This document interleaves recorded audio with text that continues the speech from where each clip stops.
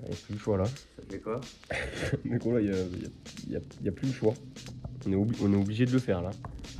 Ah, on est obligé. Bah c'est Tipar non? Ouais, je pense que C'est Tipar de ouf. Tu as ses abonnés? ouais. Putain, bientôt 10 000. Ouais.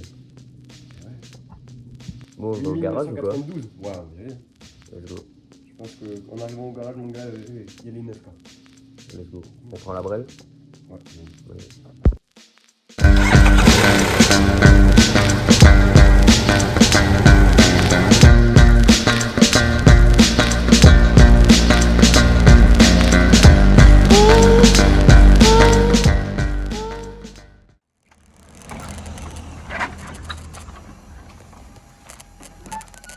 What's up man?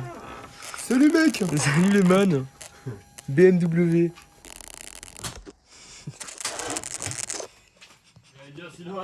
Au démarrage.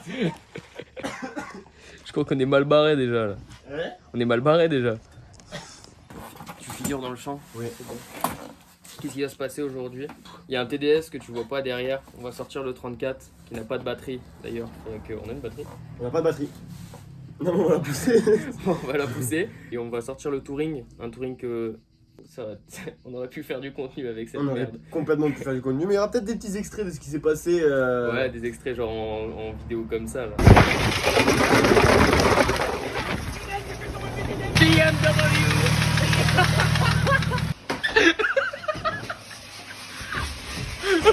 Eh non, c'est pareil là, je l'ai. Mais oui, aussi. Ah, je l'ai, je l'ai, ça, je l'ai. C'est bon, j'en ai deux. Ah, mais les gars, il a tout dans son carré. Il a eu une belle fin. Il a eu une belle fin. Une belle vie d'ailleurs, peut-être. Je sais pas, parce qu'on a juste fait la fin. Du coup, ouais, on va sortir le moteur pour garder la boîte et le bloc. On va sortir ça dans les règles de l'art évidemment, tout dans le respect de la mécanique. Et voilà pour aujourd'hui. Ouais, mais putain, mais pourquoi que j'y arrive pas là?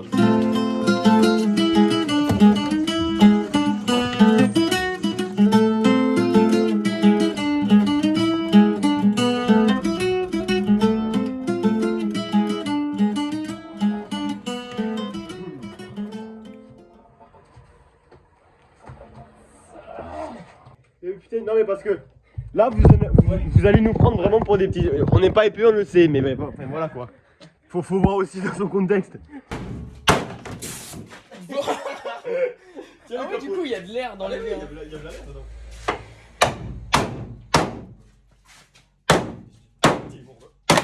Voilà. Du coup, voilà, le capot n'est plus un problème. Concrètement, il faut le faire vraiment le plus rapidement possible. C'est une voiture qu'il faut qu'elle dégage. Ça dégage, groupe motopropulseur et fini. On n'en parle plus. La clim, elle est chargée ou pas? Je sais pas. Hein. Ah, je sais pas. Hein. C'est le démon, elle est remplie, putain. Elle est bien remplie, ouais. Ah. Non.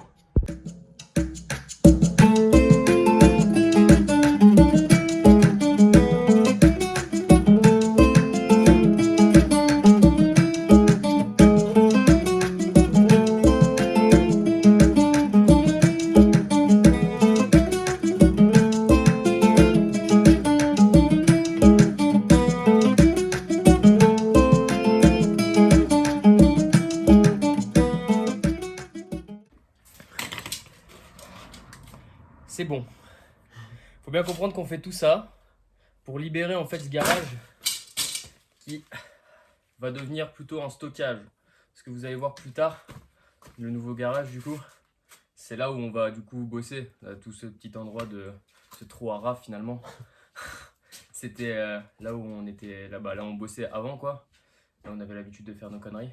Et là du coup on a un endroit plus grand pour faire plus de conneries. C'est pour ça qu'on se fait chier à démonter tout ça et à sortir les épaves. Ah ma petite cheminette. Quoi, il y avait du gaz de clim? Ouais, mec, à mort, ça a éclaté. Il y avait la clim en fait, on s'est fait chier alors qu'il y avait la clim. Sa mère.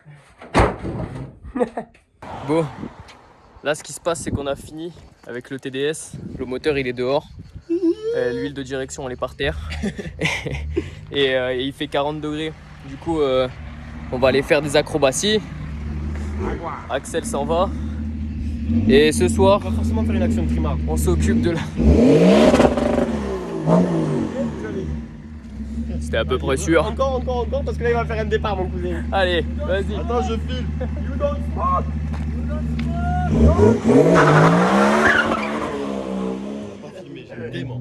Axel. Et du coup, je disais que ce soir, on s'occupe de la Volvish, démonter les trains et 2-3 conneries. Mais là, avant tout, baignade, acrobatie. On y va. On y va? Oui. À toute vitesse.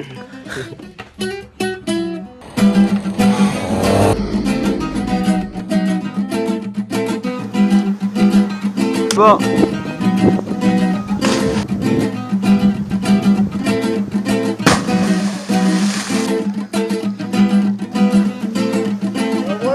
Regarde la cam. Parfait. Carré.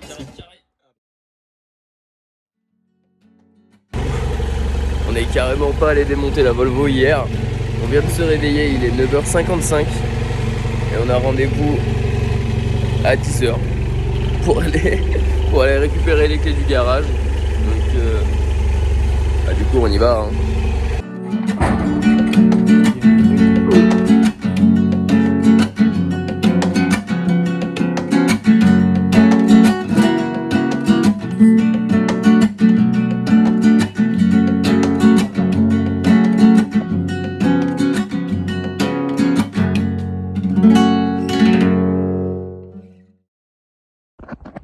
Bon, mais ça y est, on y est.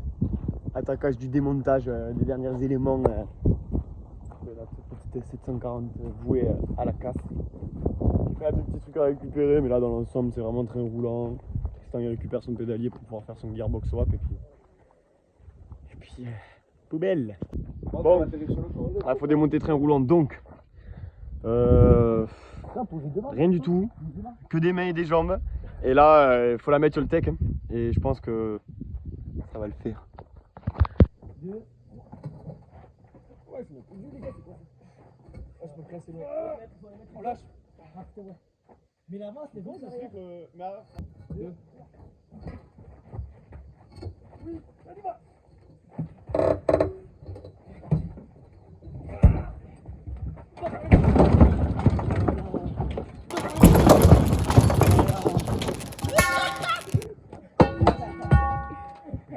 Regarde, j'ai vu la porte se fermer, j'ai juste fait ça, mais les gars.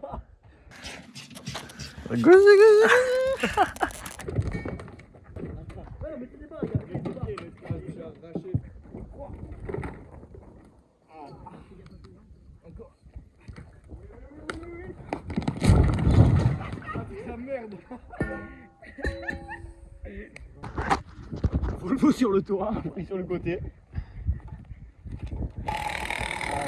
Maintenant, on peut inspecter.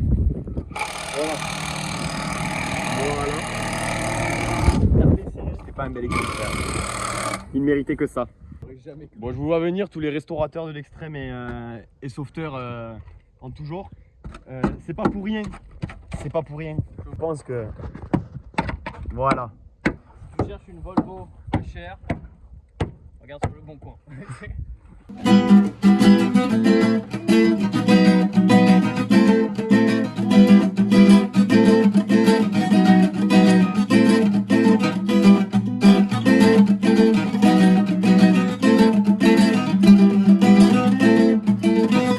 Ah putain, j'ai le médiateur qui glisse. Donc je relance quand même, on n'est pas des clébards. En plus c'est trop long, c'est des bouteilles de bière sans alcool.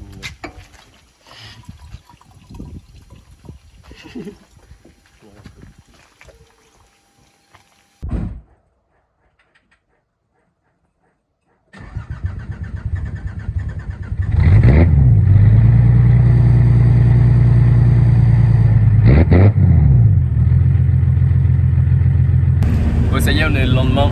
La Volvo donneuse doit certainement être toujours sur le toit. On a récupéré toutes les pièces dont on avait besoin. Et pour conclure cette belle vidéo, pour tous les gens qui viennent de TikTok, une Tesla. On va vous faire une petite séquence de ce que vous attendez tous, à savoir la Volvish de Bastien. Enfin, les d'ailleurs, parce que j'ai pris quelques plans, quelques petits plans de tous ces petits bijoux, quoi. candidato para rumbear en la cadencia. Represento mis ancestros, toda la mezcla. No lo pierdas, bro. Latinoamericano de La Habana, te lo mando con sabor mejor. Aprenderás la mezcla a mi vieja y linda Habana. Sentimiento de manana, todo eso representas.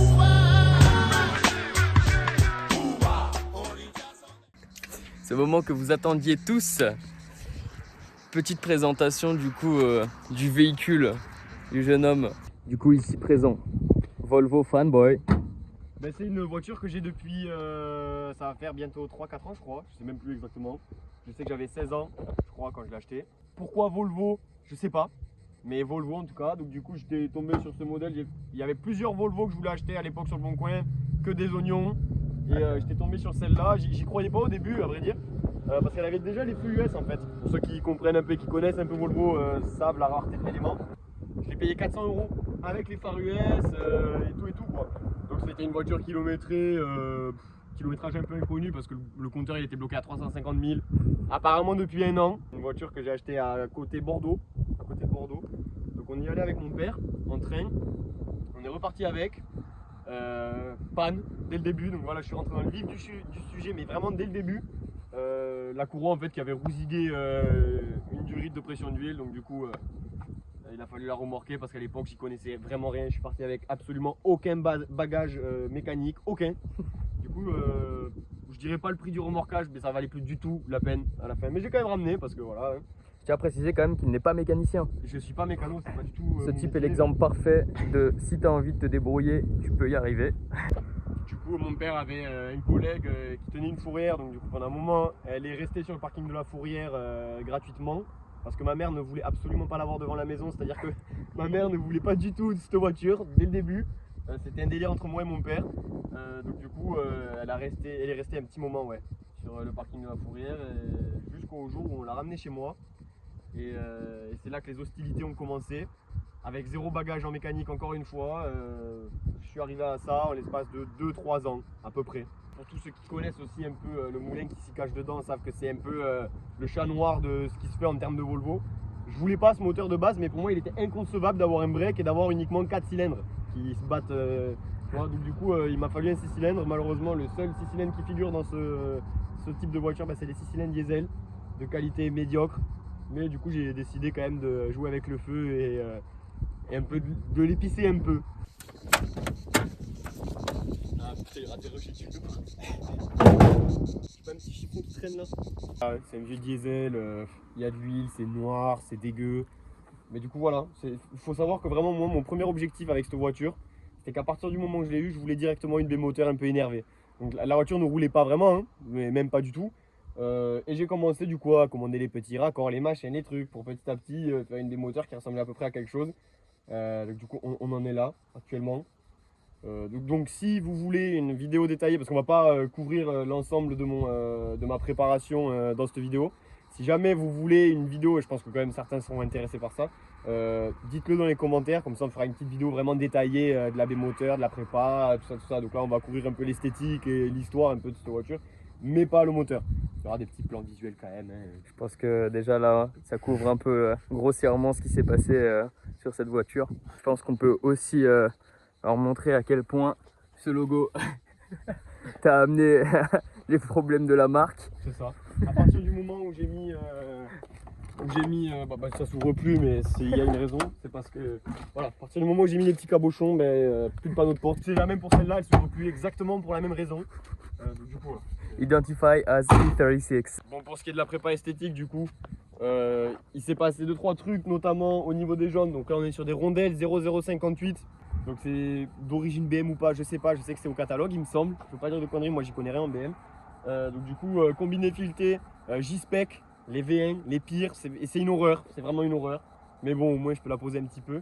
Ensuite, j'ai mis des petits liserés comme ça. La carrosserie, elle est telle qu'elle. Je ne l'ai pas touchée. Le vernis a cloqué. Je sais pas, j'aimerais faire un petit complet un jour, mais j'aime tellement aussi sa gueule un peu rate, quoi. Donc je sais pas encore. En ce qui concerne les feux, c'est des petits blocs des 4x6 AliExpress.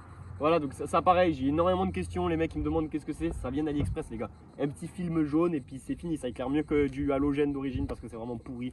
Pour ceux qui ont, je sais pas, des Land Cruiser ou même des voitures qui sont à halogène, me comprendront. Des petits anti-brouillards que j'ai cassés un nombre incalculable de fois, collés à la glu très salement, vraiment juste pour l'idée.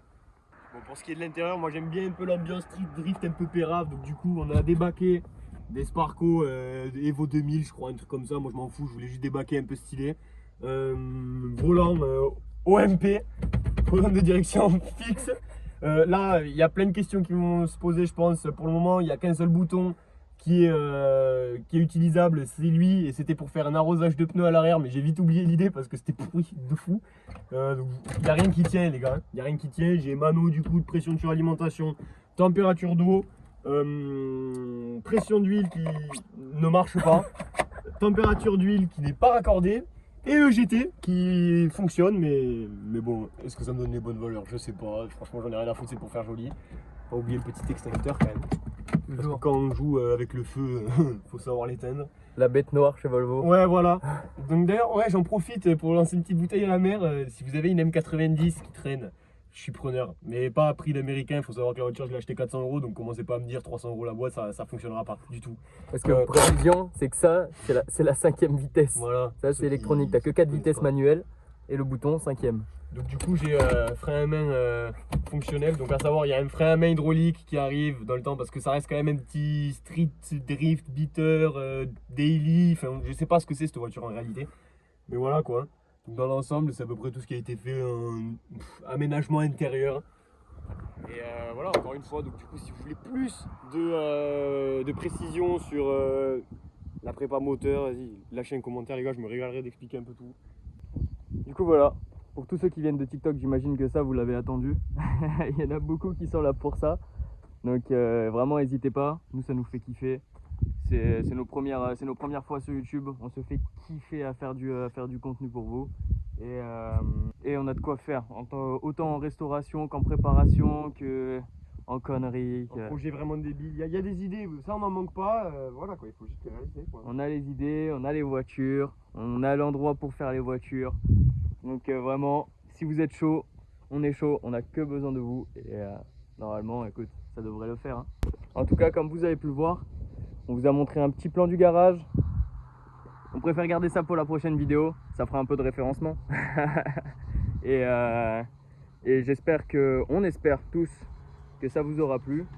Et que ce sera un bon lancement pour cette chaîne qui, j'espère, a de l'avenir. Et voilà quoi.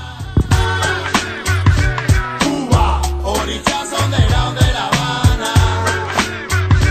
Cuba, tu música. Pa' la gente, mi zona, pa' mis santos especulando en el micro. Escucha como dice Michael Nico, la música cubana va.